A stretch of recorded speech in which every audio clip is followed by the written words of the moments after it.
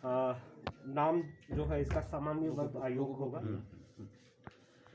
देखिए, नाम पर ज़्यादा बहुत बड़ा विषय नहीं था, विषय था उनकी भावनाओं का। उस दृष्टि से आज बड़ी संख्या में लोग आए थे और उनकी भावनाओं का सम्मान करते हुए हमने कहा कि जब हमारे दूसरे वर्गों के लिए भी कमीशन बने हुए हैं तो उस पर विचार किया जा सकता है। और ऐसे में हमने आज घोषणा की। घोषणा करने के बाद हमने उसका नोटिफिकेशन भी कर दिया और उसके बाद ये एक्ट बनेगा और एक्ट बन करके, क्योंकि एक्ट बनाने में थोड़ा वक्त लगेगा, और एक्ट बन करके फिर आगे इस आयोग के जो है वो इसको कॉन्स्टिट्यूट किया जाएगा। तो सबसे बड़ी बात यह है कि हमारा समाज आपस में किसी भी विषय को लेकर के आप सामंजस्य को ना तोड़े, मिल करके रहें, एकजुट होकर के रहें, सब मिल करके काम करें, ये महत्वपूर्ण है। सौहार्दपूर्ण वातावरण बहुत ज़रूरी है। इसलिए मैंने उनसे भी आग्रह किया, आज विशेष तौर से हाउस के अंदर भी अपील की कि कभी भी किसी भी वर्ग के लिए आप लोगों को कुछ नहीं कहना है। इसलिए नहीं कहना है क्योंकि आखिरकार सबको आगे बढ़ा करके मिल करके चलने का जो हमारा लक्ष्य है उसको आगे बढ़ाना चाहिए, इसको कमज़ोर नहीं होने देना चाहिए। और दूसरी बात, सबसे बड़ी बात, जो उनकी भावना थी कि कमीशन कॉन्स्टिट्यूट होगा, उसकी रिकमेंडेशंस होंगी, उन रिकमेंडेशंस के आधार पर फिर हम आगे बढ़ करके जो है वो सारे जो कम्युनिटी के जो इश्यूज़ हैं उनका समाधान करेंगे। तो हमने आज एक चीज़ को लेकर के थोड़ा स्टडी किया, जो मध्य प्रदेश का उनका जो ये आयोग बना है, तो उसमें सामान्य वर्ग कल्याण आयोग इस नाम से वो। तो हमने वो कल्याण का शब्द नहीं रखा उसमें, हमने सामान्य वर्ग आयोग करके, जिसमें सारे इश्यूज़ को लेकर के हम आगे बढ़ करके काम कर सकते हैं।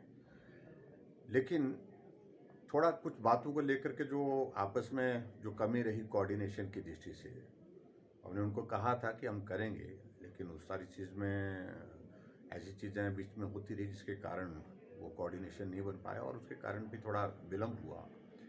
लेकिन अब आज सारी बात होने के बाद हम मिल करके काम करने के लिए तैयार हैं। सब लोगों ने, उन लोगों ने भी कहा है कि इसको 3 महीने के अंदर कहा उनने कि भी 3 महीने में। उनने पूछा समय, मैंने कहा कि हमारा बजट सत्र आएगा, बजट सत्र में बिल लेकर के लाएंगे और उसके बाद फिर आगे बढ़ेंगे।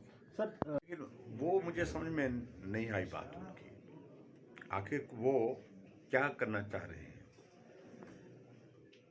सीधी सी बात है कि एक तो हम बहुत बड़े बहुमत के साथ सरकार बना करके चला रहे हैं। दूसरी बात, जो एक नियम है अविश्वास प्रस्ताव के लिए, उसकी जब पूर्ति नहीं हो पा रही है तो अपनी फर्जियत कराने का शौक पता नहीं क्यों किस बात को नहीं। उनकी संख्या जितनी भी बनती मिल मिला करके, उससे भी आज की तारीख में भी हमारी संख्या दुगने के करीब है।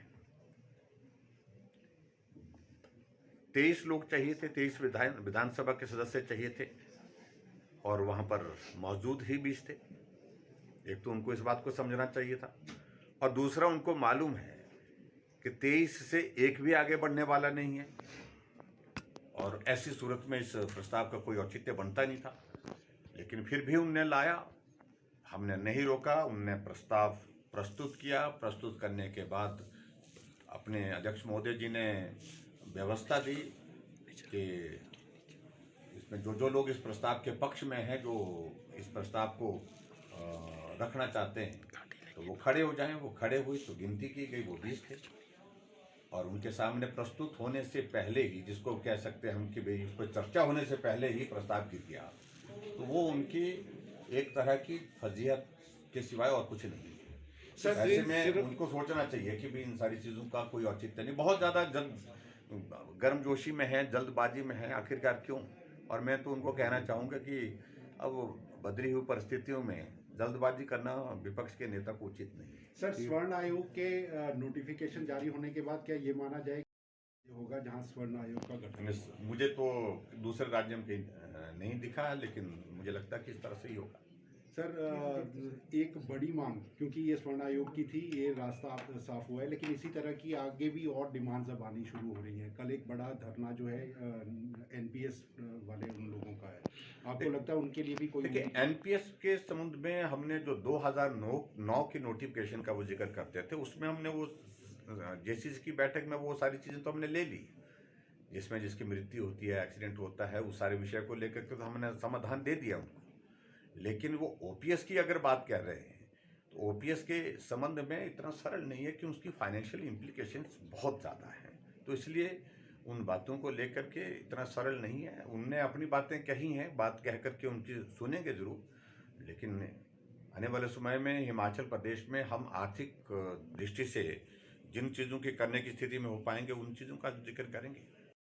बातों को लेकर के मैं कुछ कहना भी नहीं चाह रहा हूँ। पुलिस और इंटेलिजेंस का फेलियर माना जा सकता है। देखिए, इसमें पुलिस का फीडबैक था ही कि बड़ी संख्या में लोग आने वाले हैं, शायद वो तो कैलकुलेट कर रहे थे कि लगभग 10,000 लोग आने वाले हैं, लेकिन संख्या मेरे ख्याल में इसके थोड़ी कम रही होगी। शायद मेरे ख्याल में कहा 6-7 हज़ार के लगभग लोग यहाँ पर पहुँचे थे, लेकिन फिर भी संख्या वो ज़्यादा नहीं इस तरह का विषय। लेकिन इतना है कि जब नौजवान इकट्ठा होता है तो थोड़ी बहुत बात होती है, लेकिन चलो अब सारी बातों को जब हमने कह दिया कि अब मिल करके चलना है, छोड़ करके इन बातों को चलना है आगे, तो आगे बढ़ना चाहिए मुझे। सीएम कनक्लेव हमारा 13, 14, 15 को है और उसमें हम रहेंगे वहाँ पर, और वहाँ पर प्रधानमंत्री जी रहने वाले हैं और काफ़ी लंबे अरसे के पश्चात जो है चीफ मिनिस्टर काउंसिल की मीटिंग हो रही है, और ऐसे में